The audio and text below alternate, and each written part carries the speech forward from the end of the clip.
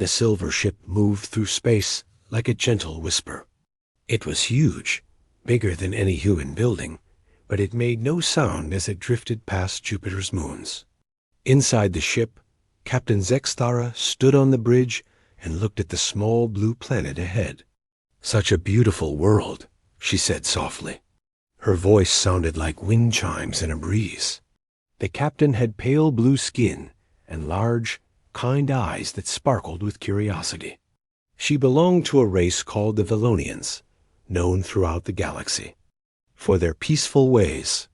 "Captain, we are picking up more radio signals from the planet," said Officer Klama from his station. His fingers danced over buttons that glowed with soft light. "The humans seem very active today."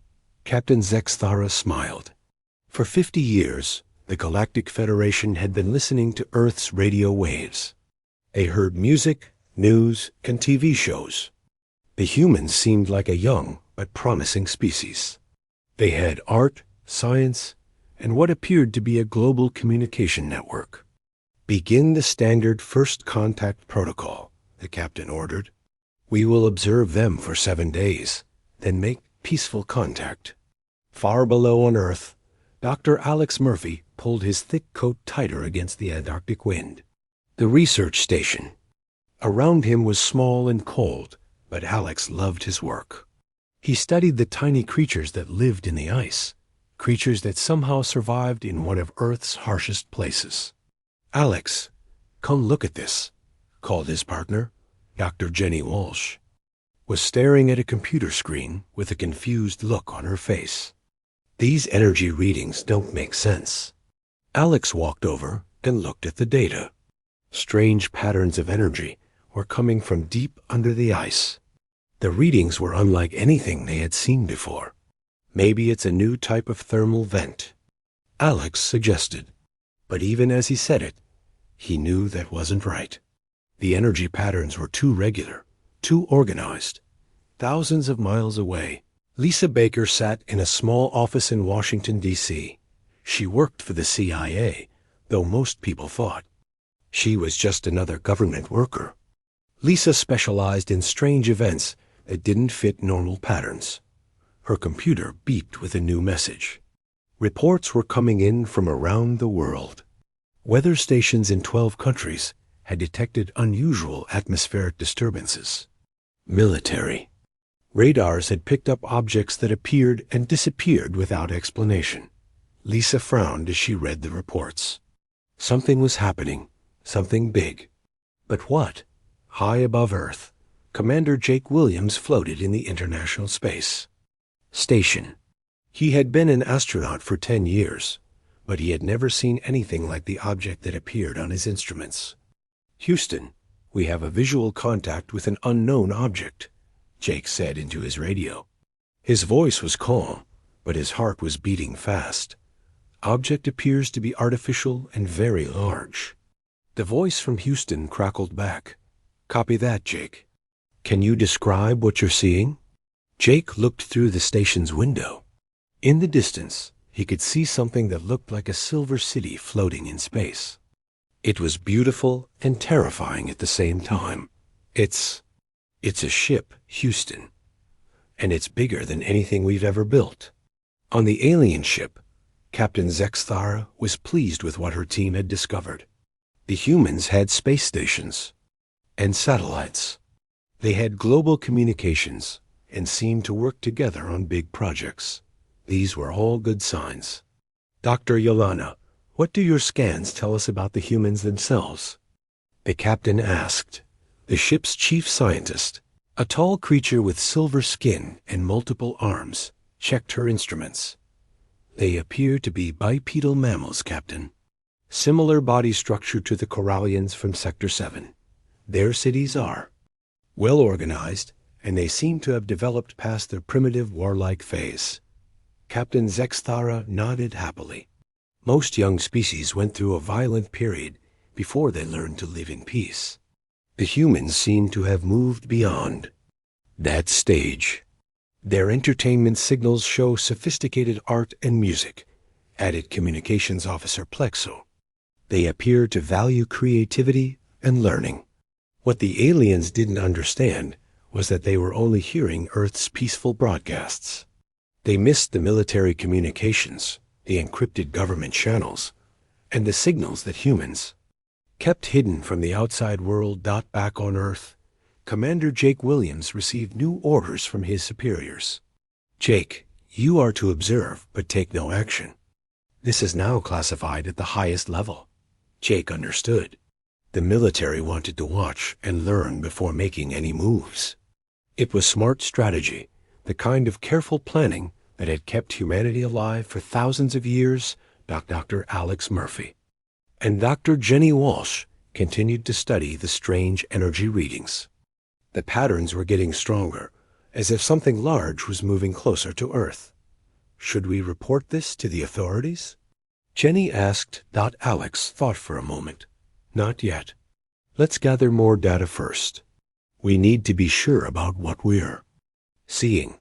In her CIA office, Lisa Baker was connecting the dots.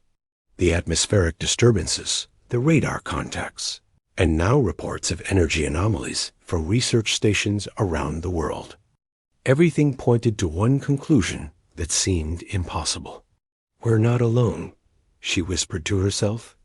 On the alien ship, Captain Zexthara made her final decision. Prepare the first contact message. We will send them our standard greeting. Tomorrow. The message would contain basic mathematics, pictures of peaceful scenes from other worlds, and universal symbols of friendship. Every other species in the galaxy had responded positively to this approach. The captain had no way of knowing that humans had spent their entire history preparing for threats from unknown enemies. She didn't understand that human cooperation wasn't about peace. It was about survival. As Earth turned slowly beneath the alien ship, both species prepared for a meeting that would change the galaxy forever. The aliens approached with hope and friendship. The humans, without even knowing it yet, were already planning for war. The stage was set for first contact between the galaxy's most peaceful species and its most dangerous predators. 3 weeks after first contact, the world had changed forever. The aliens had landed their smaller ships in New York, right outside the United Nations building. The whole planet watched as Ambassador Cretal stepped out of his ship. Cretal was different from Captain Zexthara. He was taller, with green skin that shimmered like water. His people, the Altarians, were known as the best diplomats in the galaxy. They had helped hundreds of species join the Galactic Federation peacefully. Doctor Emma Rodriguez stood waiting for him. She was one of Earth's best language experts, and she had spent weeks learning the alien language from their radio transmissions. Emma felt nervous but excited. This was the most important job anyone had ever given her. Welcome to Earth, Ambassador. Cretal, Emma said in careful Altarian words. The alien's face showed surprise and pleasure. You have learned our language. This shows great wisdom and respect. We are honored to meet you, Dr. Rodriguez. The first meetings went better than anyone had hoped. The aliens seemed genuinely happy to meet humans. They shared pictures of their homeworlds, showed amazing technology, and talked about the peaceful galaxy that waited for Earth to join. But not everyone was happy about the visitors. Colonel Ryan Brooks stood in the back of the meeting room, watching everything with sharp eyes. Ryan had been a Marine for 20 years. He had fought in wars around the world, and he knew how to spot danger. Something about the aliens bothered him, but he couldn't figure out what. During lunch breaks, the humans and aliens ate together and shared stories. The aliens were fascinated by human food and culture, but Ryan noticed how they reacted when humans talked about their entertainment. We love action movies, said Dr. Peter Kim, trying to be friendly. Stories about heroes. Fighting bad guys, explosions, car chases. Very exciting. The aliens looked uncomfortable. Ambassador Cretal's face went pale, and his assistant actually stepped backward. You ... enjoy watching violence? Asked Dr. V. Linger, the ship's cultural expert. It's just pretend, Peter laughed. Nobody really gets hurt. It's fun. Ryan saw the aliens exchange worried looks. Why would fake violence bother them so much? The next day, things got worse. The humans wanted to show the aliens their sports to help them understand Earth culture. They played videos of football, boxing, and car racing. This is how we compete, explained Sports Minister Carol Webb. These games teach us to be strong and work together as teams. Ryan watched the aliens carefully. They were trying to hide it, but they looked horrified. Dr. Valiner was actually shaking as she watched two boxers fight. Your people enjoy watching others suffer pain? She asked quietly. It's just a game, Carol said, confused. The fighters choose to do this. They train for years. It makes them strong. But Ryan was starting to understand. The aliens didn't have sports like this. They probably didn't have any violence in their entertainment at all. The real shock came when the aliens asked to see human history. They wanted to understand how humans had developed their technology and society. Dr. Kate Thompson, a history professor, was chosen to give them a tour of human civilization. Kate was proud of human achievements. She showed them the pyramids, the Great Wall of China, and modern cities. She talked about art, science, and exploration. Your ancestors were very clever, said Ambassador Kreetal. How did they learn to build such wonderful things? Well, Kate said, most of our great achievements came from war. The room went quiet. Every alien stared at her. War? Repeated Dr. Valiner. Oh, yes, Kate continued, not noticing their shock. The pyramids were built by kings who conquered other nations. The Great Wall was built to keep out invaders. Most of our technology comes from military research. Our medicine advanced because we needed to treat wounded soldiers. Our engineering improved because we needed stronger weapons and better defenses. Ryan watched the aliens' faces change from curiosity to horror. Ambassador Kreetal looked like he might be sick. How? How many wars have your people fought? The ambassador asked weakly. Kate thought for a moment. Thousands, I suppose. Maybe tens of thousands. We've been fighting wars for as long as we have written history. Actually, longer than that. That night, Ryan couldn't sleep. He kept thinking about the aliens' reactions. He decided to do some research on his own. He looked up everything the aliens had shared about their own history. Their homeworld sounded like paradise. No wars, no violence, no suffering. They had developed technology slowly, over millions of years, through peaceful cooperation. They had told humans about other species in the galaxy. All of them sounded the same: peaceful, gentle, cooperative. None of them had ever developed weapons more dangerous than tools for hunting small animals for food. Ryan realized something that made his blood run cold. Humans weren't just another species joining a peaceful galaxy. They were something completely different. Something the galaxy had never seen before. The next morning, Colonel Brooks requested a private meeting with General Patricia Hayes, the highest military commander in the first contact operation. General, we have a problem, Ryan said. These aliens have never met a species like us. What do you mean? General Hayes asked. They're prey animals, ma'am. All of them. They evolved from creatures that ran away from danger, not creatures that fought it. They don't understand what we are. General Hayes frowned. And what are we, Colonel? Predators, ma'am. We're the thing that their ancestors ran away from. Meanwhile, on the alien ship, Captain Zexthara was having an emergency meeting with Ambassador Kreetal. The humans are not what we expected, the ambassador said. His voice was shaking. They have fought more wars than all other species in the galaxy combined.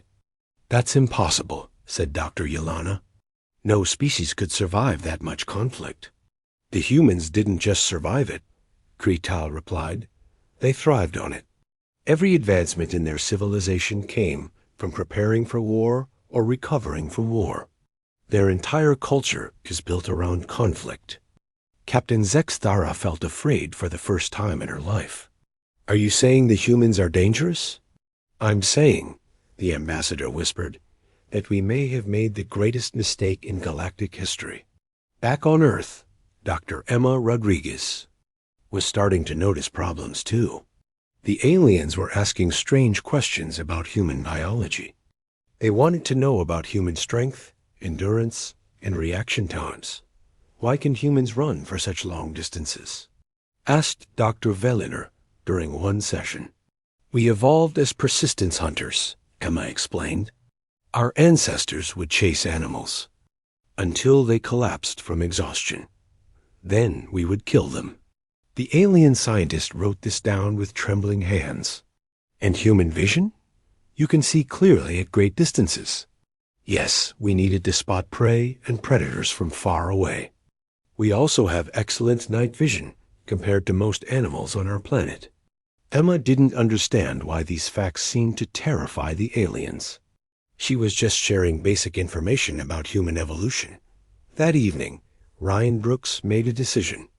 He called a secret meeting with other military officers who were part of the first contact team. Gentlemen, ladies, he said to the group, I believe we're in danger. Not from an invasion, but from what the aliens might do when they fully understand what we are.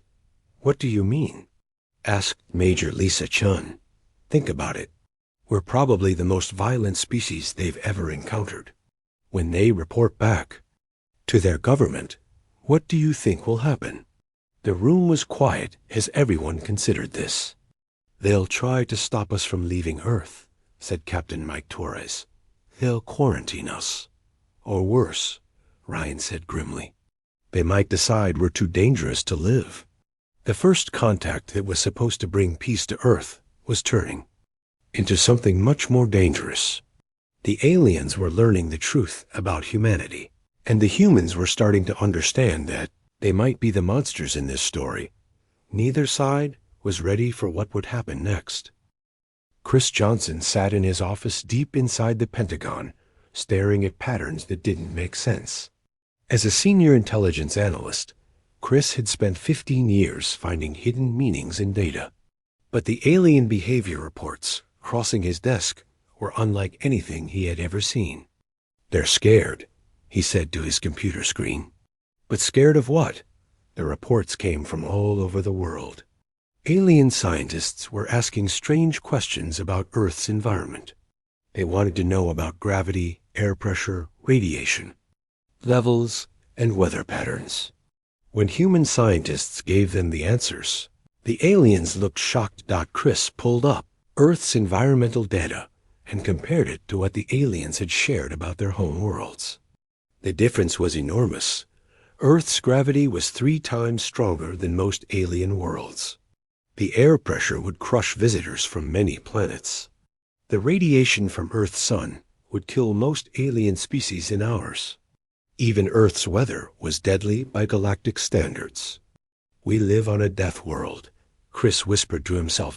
At the same time, NSA Director Maria Santos was reading intercepted alien communications in her secure office. The aliens thought their messages were private, but human codebreakers had been working around the clock to understand alien technology. The messages Maria was reading made her blood run cold. Emergency Council meeting required, read one message from Ambassador Krital to the Galactic Federation. Human species classification must be changed immediately. They are not Category 7 peaceful as originally assessed. Another message was, even worse, request immediate consultation with the Department of Galactic Threats. Humans may represent unprecedented danger to galactic civilization. Maria picked up her secure phone and called Chris Johnson.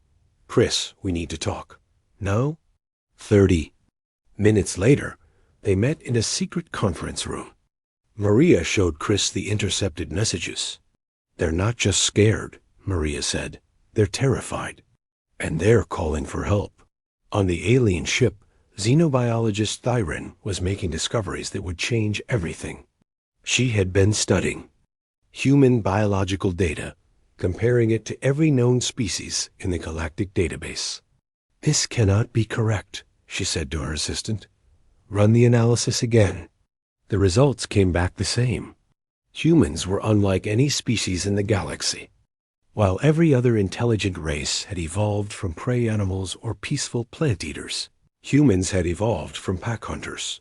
Thyrin pulled up videos of Earth's animals that the humans had shared. She watched wolves hunting elk, lions taking down buffalo, and sharks attacking seals. Then she looked at human anatomy again. Forward-facing eyes for tracking prey, strong muscles for chasing and killing, teeth designed for eating meat, hands that could grip weapons tightly, bodies built for endurance running. "They are persistence predators," she said out loud. "Like the Kethmori Deathrunners of Vega Prime, but intelligent." Her assistant's skin turned pale blue with fear. The Kethmori killed everything on their planet before they died out. "Yes," Thyrin said quietly, "but the Kethmori were not intelligent. They could not use tools or plan ahead. Humans can do both." At a military base in Colorado, Navy SEAL Commander Tony Garcia was running a training exercise with his team. The aliens had asked to observe human physical capabilities. Claiming it was for scientific research, Dr. Veliner watched with growing horror as Tony's team completed what humans considered a basic workout. They ran 20 miles in full gear, climbed walls, carried heavy equipment, and practiced hand-to-hand combat. "This is normal human physical performance?" Dr. Veliner asked the human observer. "This is just basic training," replied Captain Susan Wells. "These men are fit, but not extraordinary by our standards." Dr. Veliner made notes with shaking hands. The humans had just demonstrated physical abilities that would make them super soldiers on any planet in the galaxy. And they called it basic. After the exercise, Tony Garcia noticed the alien scientist seemed upset. "Are you okay, Doc?" Tony asked kindly. "You look like you've seen a ghost." "Commander Garcia," Dr. Veliner said carefully, "how long could you run if you had to?" Tony shrugged. "Depends on the situation. In combat, with adrenaline, maybe 8 or 10 hours non-stop. In survival situations, humans have been known to run for days." The alien scientist actually stepped backward. On her world, the fastest, creatures could only run for a few minutes before collapsing. "And how much weight can you carry?" "My team can march for days carrying 80 pounds of gear. In emergency situations, we can carry wounded teammates who weigh as much as we do." Dr. Veliner excused herself and ran to the nearest communication device. She had to warn the ship immediately. Back in Washington, Dr. Emma Rodriguez was having her own disturbing conversation with Ambassador Creedle. The alien diplomat had been asking about human emotions and social behavior. "Dr. Rodriguez, when humans compete, what drives them?" Emma thought this was an easy question. "We want to win. We hate losing. Competition makes us try harder and get better.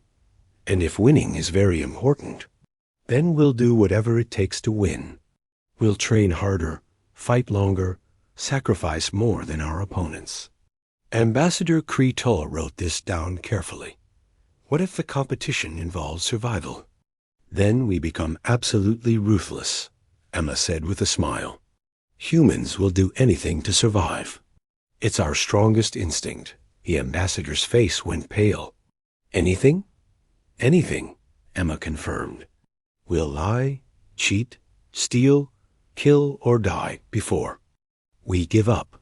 Human history is full of impossible victories by people who refuse to surrender." That evening, the alien leadership held an emergency meeting aboard their ship. Captain Zexthara, Ambassador Creedle, Dr. Veliner, and Thyrin shared their findings. The humans are apex predators from a death world, Thyron reported. They are stronger, faster, and more durable than any known intelligent species. Their entire culture is based on competition and conflict, added Ambassador Kreetow. They do not understand peaceful coexistence as we know it. They view every interaction as a potential conflict to be won, said Dr. Valinor. Even their games and entertainment are about defeating opponents. Captain Zexthara felt sick. Are you telling me we have made contact with a species of intelligent super predators? It gets worse, said Thyron. They are pack hunters. When humans work together, they do not simply cooperate. They coordinate like hunting animals, with each individual playing a specific role in bringing down their target. Their entire civilization is one enormous hunting pack, Ambassador Kreetow added. Every human organization, from their families to their governments, follows pack hunting behaviors. Dr. Viliner brought up a holographic display showing human military formations. Look at how they organize their armies. It is identical to how Earth's wolf packs surround and kill their prey. The aliens stared at the display in horror. They finally understood what they were dealing with. We must contact the Galactic Council. Immediately, Captain Zexthara said. The galaxy must be warned. On Earth, Chris Johnson and Maria Santos had reached the same conclusion. They called an emergency meeting with the highest levels of government and military. The aliens are not just studying us, Chris explained to the assembled officials. They're evaluating us as a threat. What kind of threat? Asked the Secretary of Defense. The kind that gets quarantined or destroyed, Maria replied. We're everything the galaxy fears. President Robert Harrison sat quietly for a moment. What do you recommend? We assume the worst, said General Patricia Hayes. We prepare for the possibility that they will try to prevent us from leaving Earth or developing interstellar capabilities. And if they try to stop us? The President asked. General Hayes looked around the room at her fellow humans. She saw the same look in everyone's eyes that had been there throughout human history when faced with an existential threat. Then we show them why we're the apex predators of Earth, she said quietly out in space. The alien ship began broadcasting an urgent message to the Galactic Council. For the first time in galactic history, a peaceful first contact mission was requesting immediate military backup. The message was simple. We have found the galaxy's greatest nightmare. Intelligent apex predators with pack-hunting behaviors from a death world. Request immediate intervention before they develop interstellar travel. Both sides now understood the truth. This was not a peaceful meeting between civilizations. It was a first encounter between the galaxy's most gentle species and its most dangerous predators. The question was no longer whether humans would join galactic civilization. The question was whether the galaxy could survive contact with humanity. Dr. Ben Foster had not slept in 3 days. The NASA scientist stood in a secret laboratory beneath the Johnson Space Center, staring at pieces of alien technology that his team had been studying around the clock.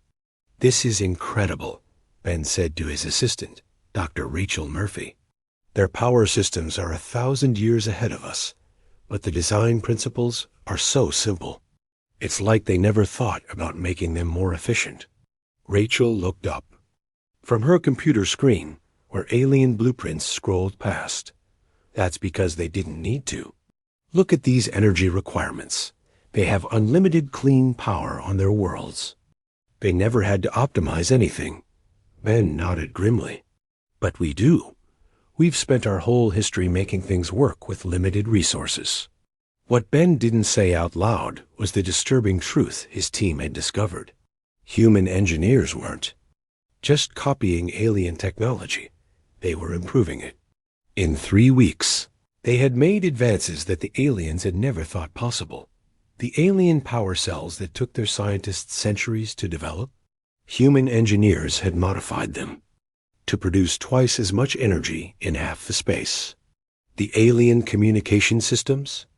Humans had upgraded them to work faster and reach farther than anything in the galaxy. It wasn't that humans were smarter than aliens. It was that humans had learned to squeeze every advantage from limited resources. They had learned to make war.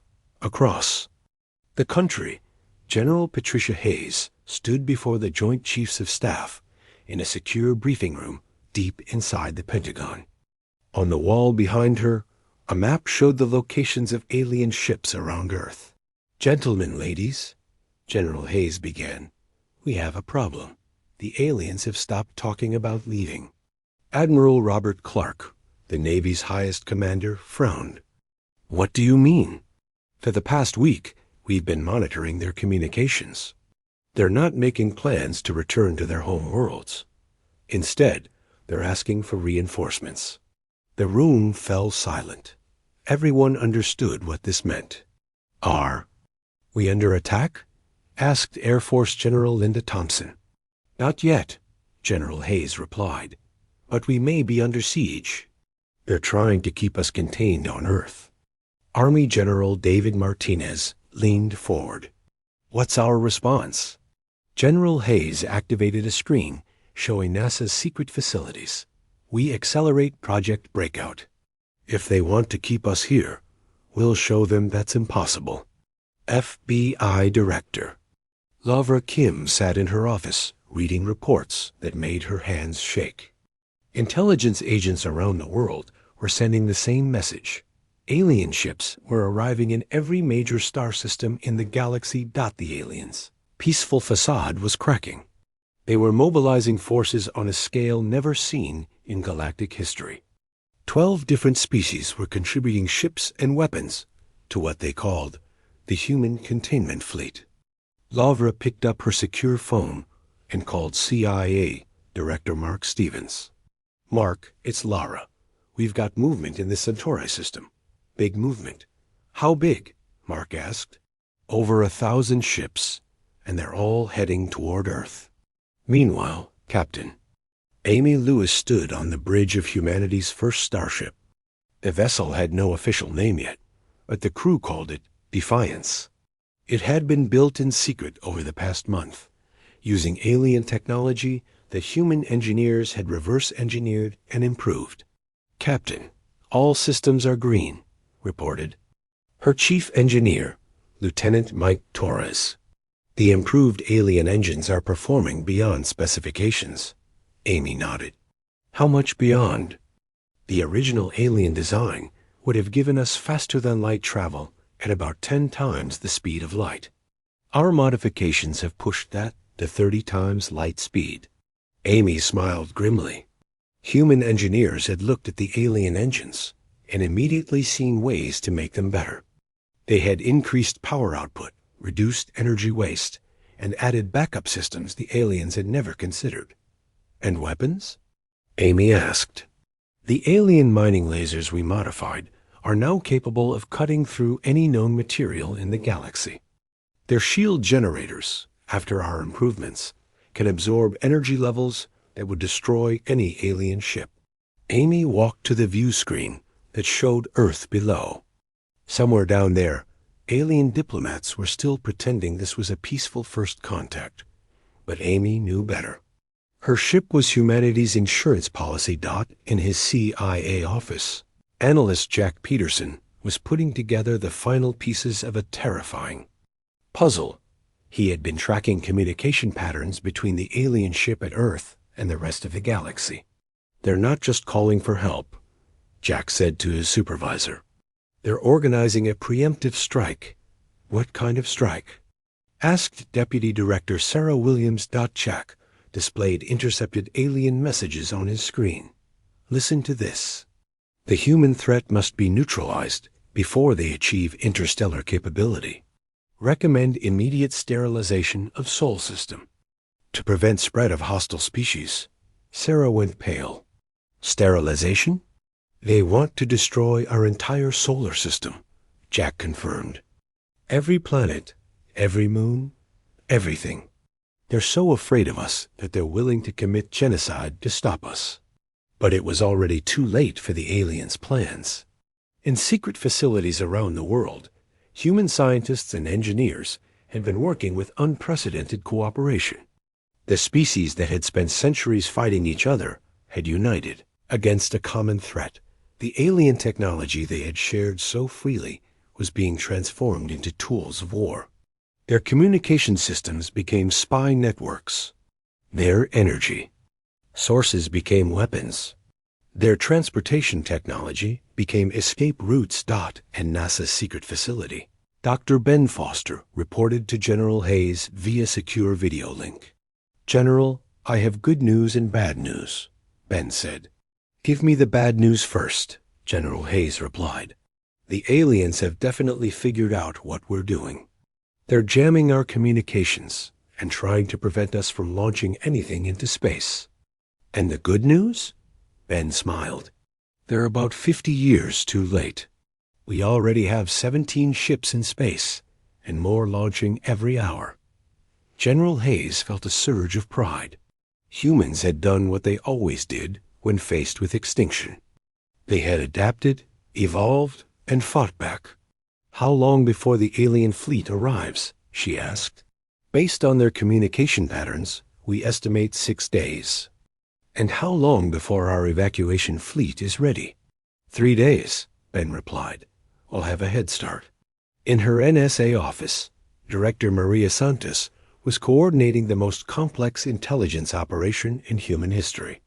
Every spy agency on Earth was working together to monitor alien activities and protect human interests. "The aliens still don't understand what they're dealing with," Maria said during a secure conference call with intelligence leaders worldwide. "They think if they destroy Earth, they've solved their problem." "What do you mean?" asked the head of British intelligence. "They don't realize we've already spread beyond Earth. We have secret bases on the Moon, Mars, and several asteroids. Even if they destroy our planet, humanity will survive." Colonel Steve Miller stood in the briefing room of Lunar Base Alpha, a facility the aliens didn't know existed.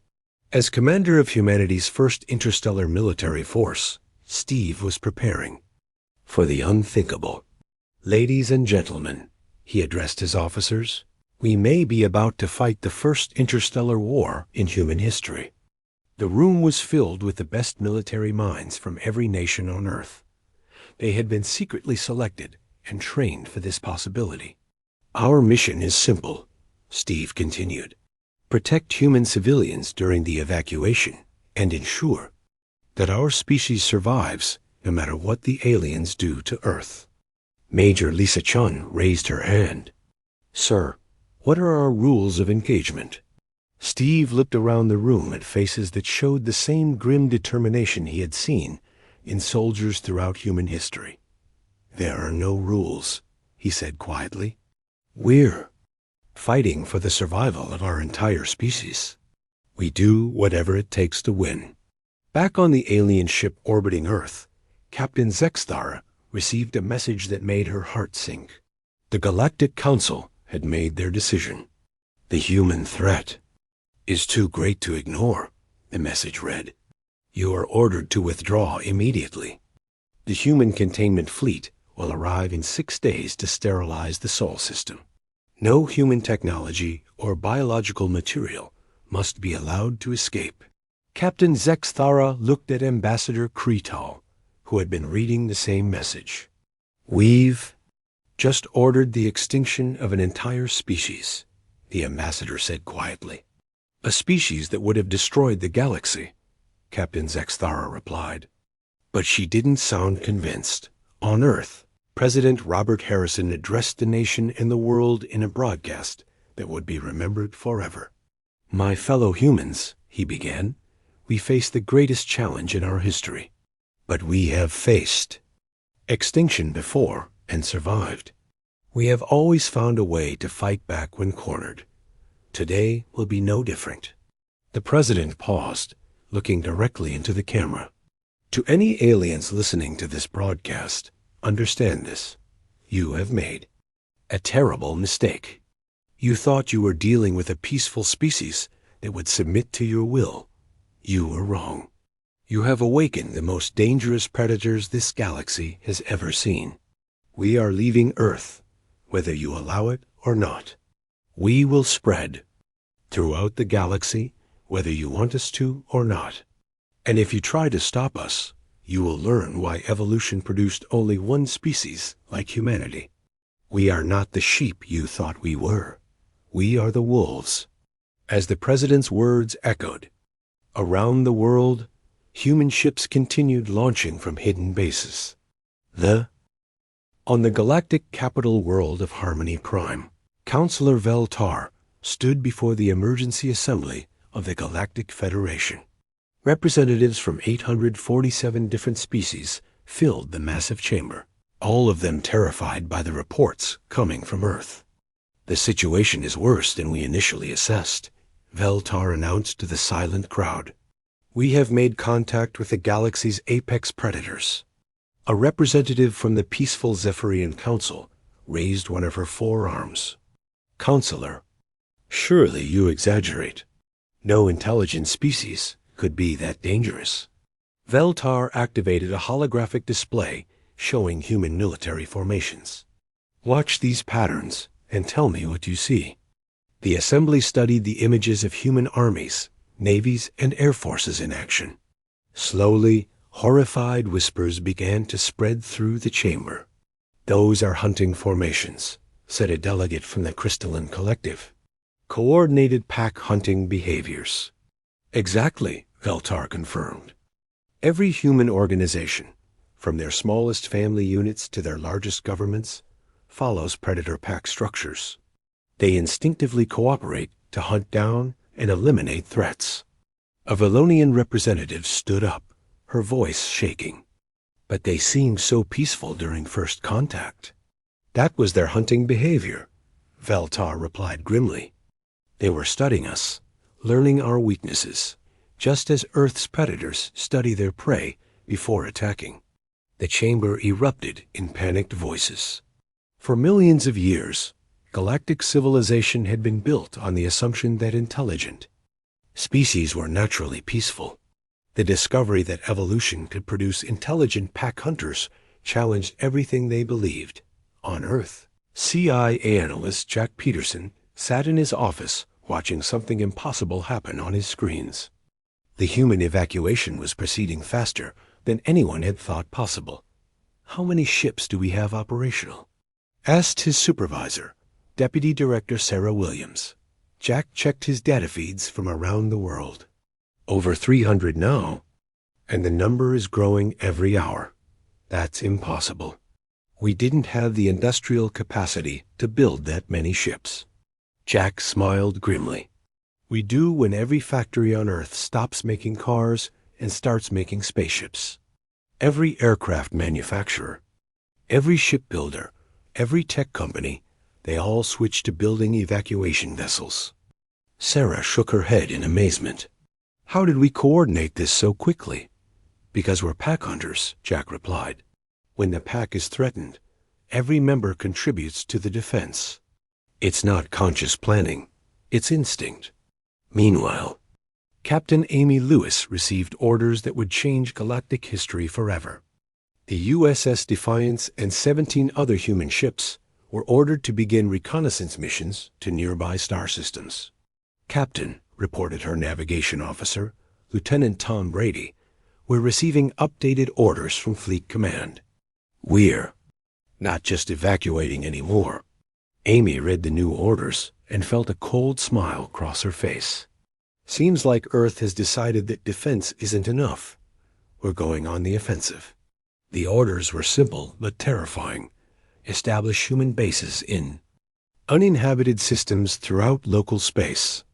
If the aliens wanted to contain humanity to Earth, they would discover that humanity was already spreading faster than they could track, light years away. The alien containment fleet was gathering near the Proxima Centauri system. Over 1,200 ships from different species had assembled for the largest military operation in galactic history. Fleet Commander Vex Aller of the Altarian Navy reviewed the mission parameters one final time. Sterilized the Sol system completely. No human technology biology, or cultural artifacts must survive. "Commander," asked his chief science officer, "what if some humans have already escaped the system?"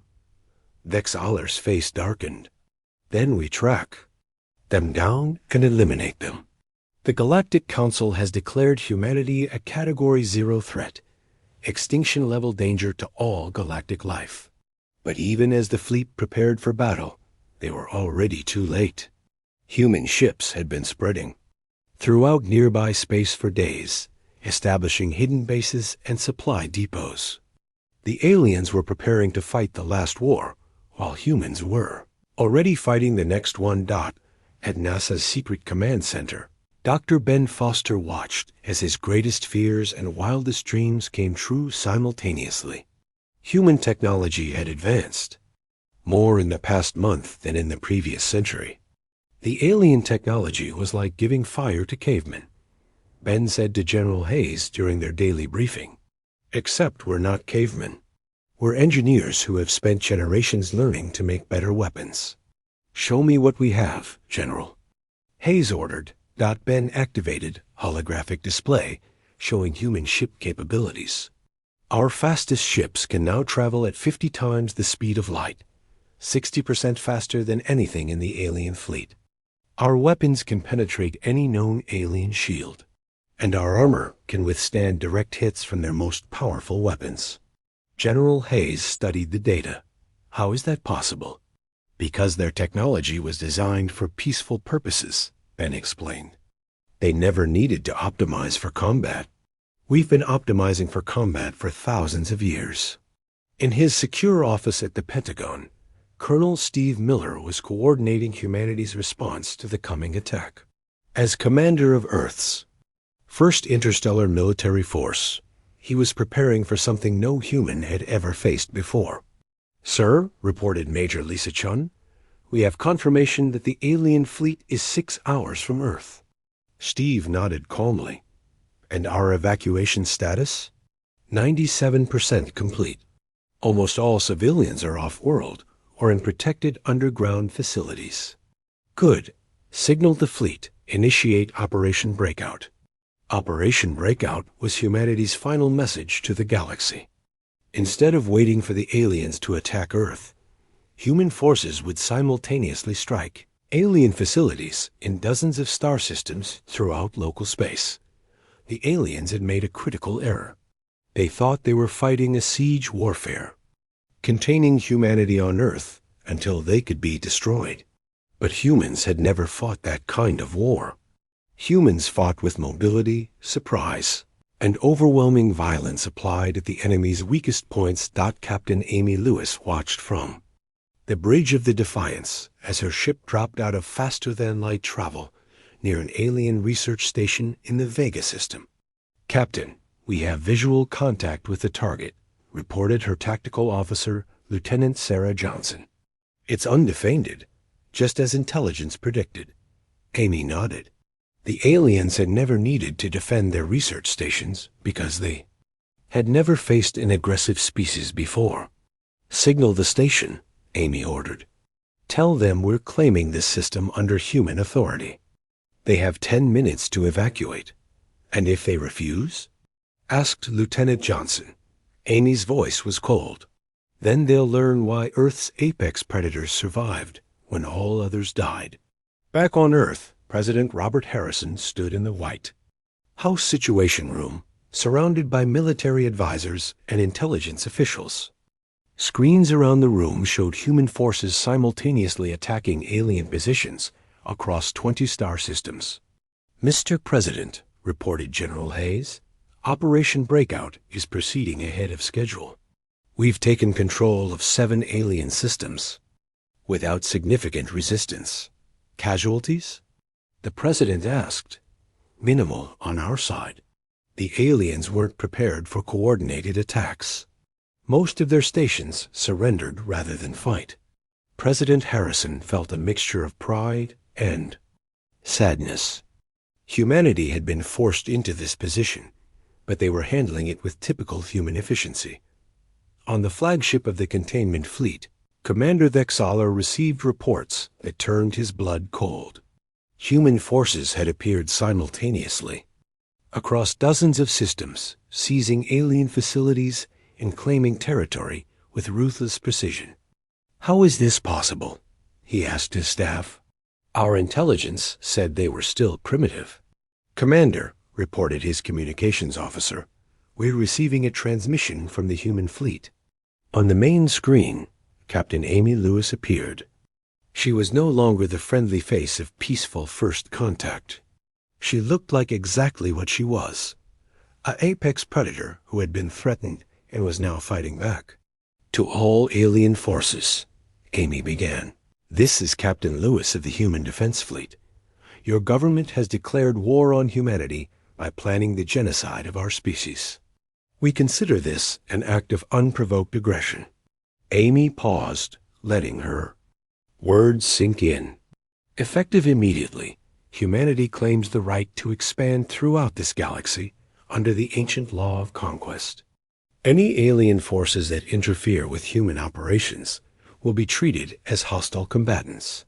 Your advantage in numbers is meaningless.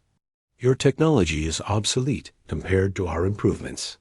Your peaceful nature is a weakness we will exploit, without mercy." Amy leaned forward, and for the first time, the aliens saw humanity's true face, the face of Earth's most successful predator.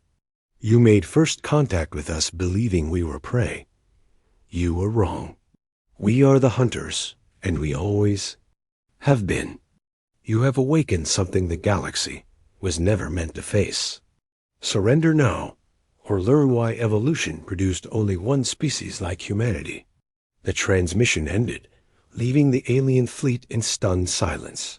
Commander Dex Aller stared at the blank screen, finally understanding the magnitude of their mistake. They had tried to cage the galaxy's apex predators, and the predators had broken free. On Earth, the last human evacuation ships lifted off as the alien containment fleet finally arrived, but they found only